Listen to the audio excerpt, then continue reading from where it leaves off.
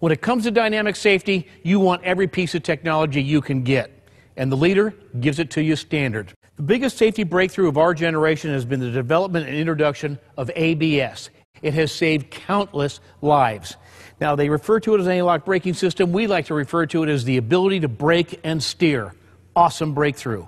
And a number of manufacturers had started to take big advantage of what that ability to count and cross-compare wheel speeds could do. But Ford took it a notch higher and said, what can we develop from it as well? They developed a thing called EBD, Electronic Brake Force Distribution.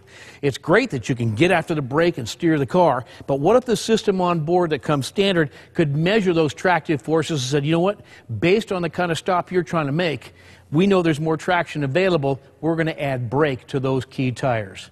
Good stuff, and standard equipment on F-150.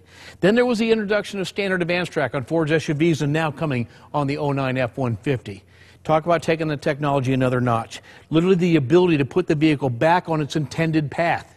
Again, by cross-comparing wheel speeds and tractive forces, applying brakes to get the vehicle straightened out and put down the path that you had initially aimed it.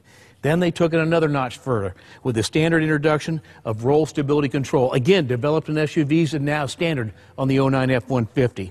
This little box, a lot of brains in here, sits right here on the floor of the vehicle. And what it measures is what we call the roll moment of the vehicle.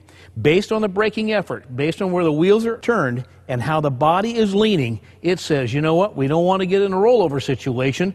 We want to put more braking effort on to flatten the body out. That's dynamic safety. That's taking advantage of every technology available, and the leader makes it standard.